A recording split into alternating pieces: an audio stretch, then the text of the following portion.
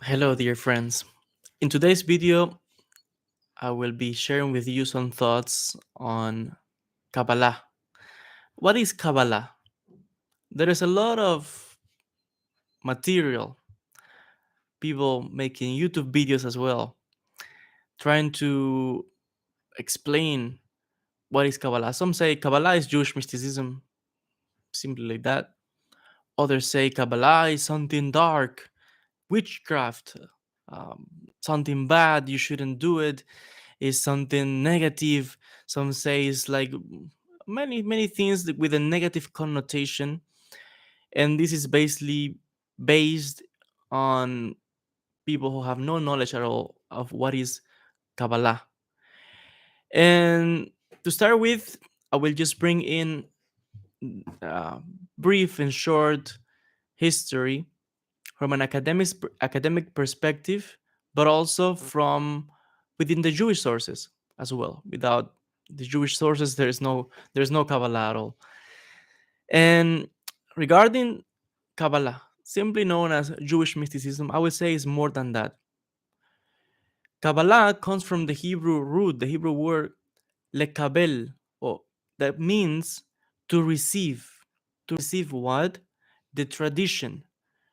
Basically, is this word has the idea or the meaning of someone who receives something from someone else, who also received it from someone else, from master to disciple for many generations, like a special knowledge, a special teaching that is passed on in this way from master to disciple. Therefore, I would say that the Kabbalah comprises two major topics of study. One, the Maaseh Bereshit, the mysteries of creation or the works of the creation, and the Maaseh Merkabah, the mysteries of the chariot of fire. These are two major topics within the study of Kabbalah. The Maaseh Bereshit deals with all the analysis of the creation of the world by God. What happened before what we know as the Big Bang? The Kabbalists explain these subjects. The physicists today at the university, they only say there was a big explosion and things happened just randomly out of nowhere. The Kabbalists say no. There is something that happened before that, and we will explain, we will tell you. And we know, and the Kabbalists wrote many books that explain what happened before what is known as the Big Bang. And it's a very amazing and intricate knowledge of what we can call it scientific theories as well, from a Kabbalistic perspective, because the mystics themselves were at the same time the scientists of those days. So the second major subject, which is known as the Ma'aseh Merkabah, the mysteries of the chariot of fire, had to do with the secrets of the throne of God, as was depicted or explained or revealed in the prophet Ezekiel. Ezekiel's book, chapter 1, explains or tells us about this vision of God sitting on a throne. And he says that God sits on the throne. He speaks about different angels and different entities. So this is a major secret, a major subject of study within the Jewish mystical, let's call it community or Jewish mystical circles. Regarding this, the Kabbalists are themselves the inheritors of the prophets. In Judaism, it is stated that prophecy ended after the destruction of the Second Temple in the year 70 when the Romans destroyed the temple. Some say a little bit before that. But this knowledge was not lost. We have a tradition that says that this knowledge was passed on.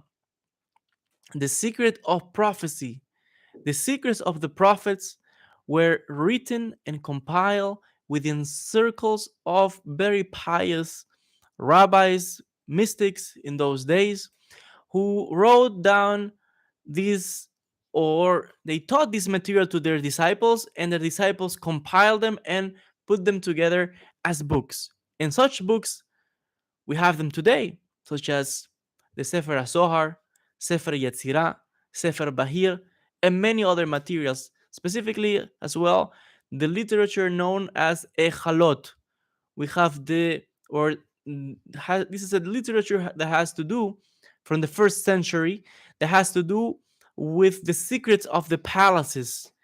They tell us the stories of different rabbis, mystics who live in the first century, first, second century, who had mystical visions and how to attain high levels of spirituality and how they were able to ascend to heaven.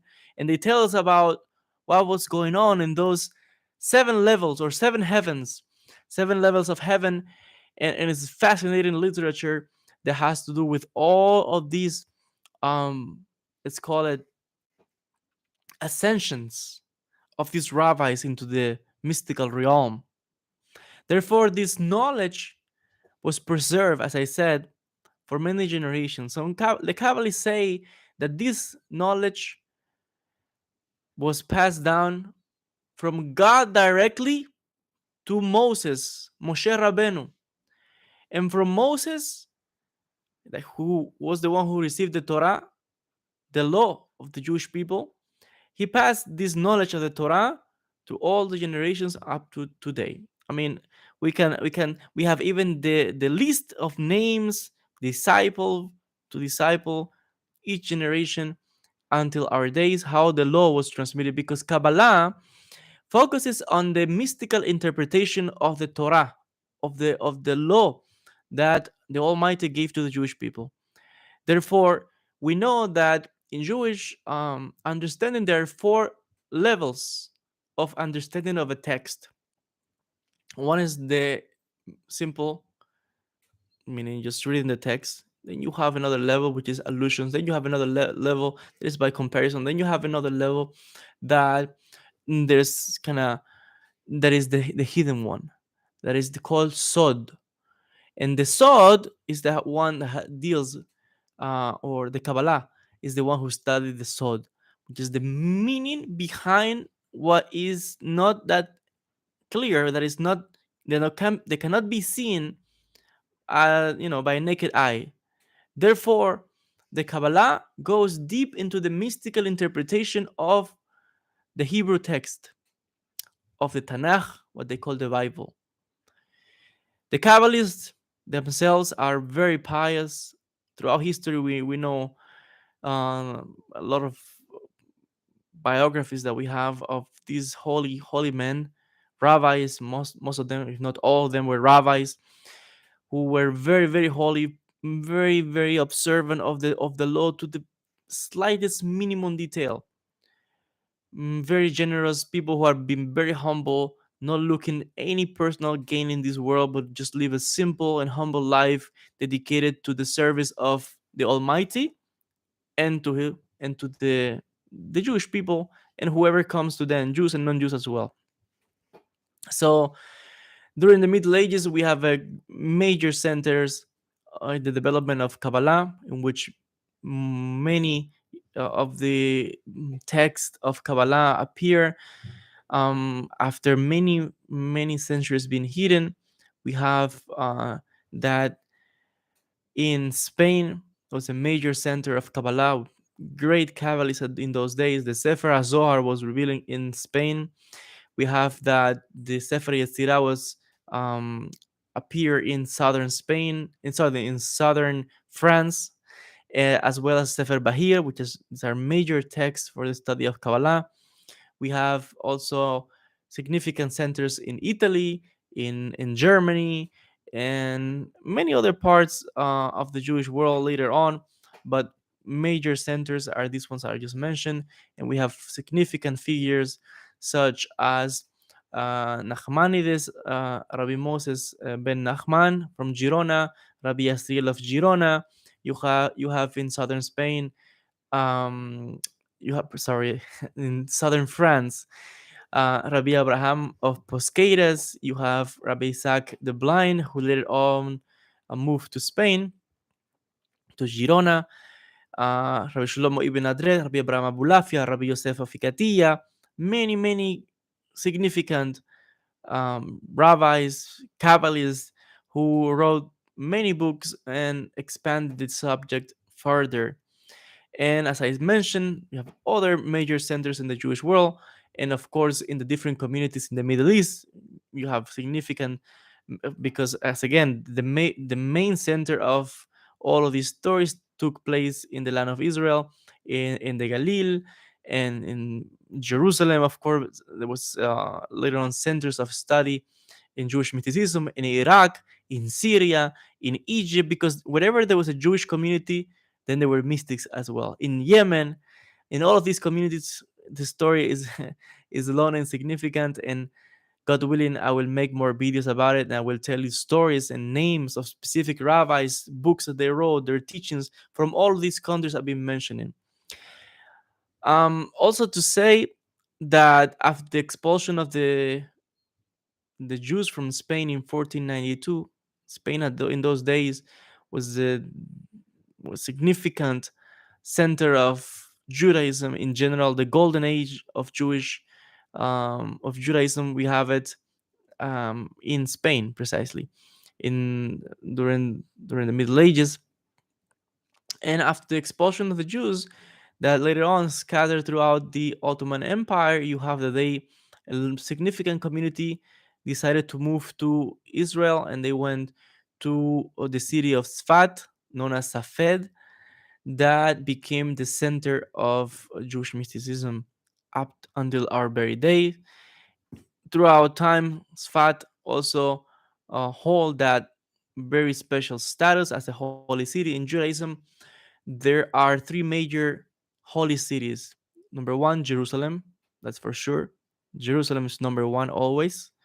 You have Tiberias, and you have Sfat as the three major holy cities in Judaism.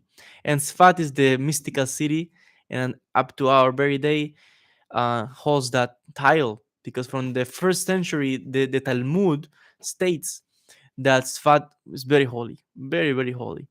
And because of that, a significant number of Jewish exiles from Spain and Portugal decided to settle in Sfat, and a great community of mystics developed in those days, in the 15th, 16th century. And you have great mystics such as Rabbi Moshe Cordovero, Rabbi Isaac Luria, Rabbi Haim Vital, significant others that live in those days and are great, great Kabbalists are buried there. And up to our very day, significant revelations happen in those days. Important books were revealed in those days. And I just wanted to mention that there were also, of course, Kabbalists all over the land of Israel. You have in Jerusalem, you have in Hebron, significant Kabbalists such as Rabbi Shem Tov, and many others. I cannot extend in this subject. Is very, it's a very long one, but I'm just trying to bring the main ideas. Again, Kabbalah focuses on the study of the Torah. It tries to go beyond what simply says in the text, trying to find what is the meaning behind the words. And more than that, it analyzes not only the text, not only the words, but not even goes deeper than that. It analyzes letter by letter, because this is one of the biggest and secrets in Jewish mysticism, which is the secret of the letters, because the letters have also numerical equivalents, and then you can find hidden meanings. Then you can find similitudes of words who share the same root, which also share the same energetical value, let's call it, if we want to use mystical terms. Therefore, the mystics themselves became grammarians and became linguistics, and they went deep into the secret of the letters and the secret of numbers, such as this remind me of the famous Pythagoras with the school of Pythagoreans, who were experts in all the mystics of the numbers. And in the same way, you have the Kabbalists, the Jewish mystics, who live a very humble and pious life, who stay away from this world in terms of material gain, but they were very involved with their community, with transforming this world into a better place, as we know is called the tikkun olam, the rectification of the world, but at the same time being conscious of the Almighty, always, always, always. So in modern times, I would point out, as I started this video, that Kabbalah has become a major phenomenon with a lot of well-known figures the in the in the around the world who became very interested in Kabbalah, such as Madonna, Britney Spears, and many others who wanted to know what's going on, what is Kabbalah, what is Jewish mysticism, and became very interested in this subject. I just want to say that Kabbalah is just not any knowledge. It's a very holy knowledge. Again, it's the deeper meaning of interpretation of the Torah, of the text that was given by the Almighty according to the Jewish belief to the Jewish people from God directly. And in the same way, you have mystics in different traditions who have done a similar develop a similar form of spirituality, such as the Sufis, such as other mystics in different traditions, who also resemble in a lot of their teachings to what the Kabbalists also taught within Jewish mysticism, within the Jewish religion. And up to our very days, the teachings of the Kabbalists permeates the daily life in Judaism, from the Siddur, from the book of prayers to the order, the name of the prayers, the songs that are sung during the Shabbat, during the Sabbath. The Kabbalah holds a very special place. God willing, I will expand on this topic on further um, videos, other videos I will keep making on Kabbalah, Jewish mysticism. I will talk about different mystics as well, because there's a lot of misinformation. Kabbalah has nothing to do with witchcraft or with bad things, or this is all people who have no idea what Kabbalah is. And sadly, also, this knowledge was taken by non-Jews who use this knowledge to for bad things, and that's why some people gave this kind of negative connotation to Kabbalah in the non-Jewish world. For example, a lot of this secret knowledge about the secrets of the Torah, secrets of the text, were taken on later on by the Masons and by other people, and they appropriated this knowledge and used it for their own means. And that's why, since they have a bad reputation, and they this kind of gave a bad reputation to Kabbalah, but it has nothing to do. Kabbalah is Jewish, is a Hebrew, and it's a tradition that goes back thousands of years to the time of Moses himself, who received this Kabbalistic knowledge. Again, Kabbalah means to receive a tradition, to receive a knowledge, to receive a teaching that came directly from God and was passed on to all the prophets, because all the prophets were mystics themselves who had divine revelations and received this knowledge. And this knowledge, their teachings, passed on from different communities. And up to our very day, we have a lot of books written by the prophets, and a lot of their followers and teachers and students also kept passing this knowledge through generations. And that's the knowledge that has been preserved within Judaism, is the knowledge of the Kabbalah, which is the tradition, the ones who inherited the knowledge of the Nevi'im, the prophets. That's what Kabbalah really is. And a lot of people, because of personal gains, have taken the Jewish books, Jewish texts, and used it for their own gains, and that gave like a negative connotation. But Kabbalah has nothing to do with the non-Jewish world, that also appropriated, like it happened throughout history. A lot of, most of the Jewish texts have been appropriated by all the people. But anyway, there are things that happen in the world, and they happen for a reason. And in certain way, this kind of helped to spread the knowledge of the Almighty. I'm talking about the Torah, for example. The Torah was taken uh, by other traditions, but it's a Jewish text. But thanks to that, at a certain point, you can say that you have like a significant number of people around the world who believe in one God. You have millions of Christians, millions or not billions of Muslims, and it's all based from the Jewish sources, from the Torah. This is the first text that we have, and from Judaism, then you have these two big branches such as Christianity and Islam. But it's all based from the Jewish prophets, from the Jewish books, from the Jewish, the Torah, from the Talmud, etc. So I will expand, like I said, on this topic on later videos. I hope you find this interesting, and I have clarified many doubts. If you have questions, you're welcome to leave your comments, and God willing, we will answer your questions in further videos. Thank you so much. May the Almighty bless you always, and I'll see you in the next video.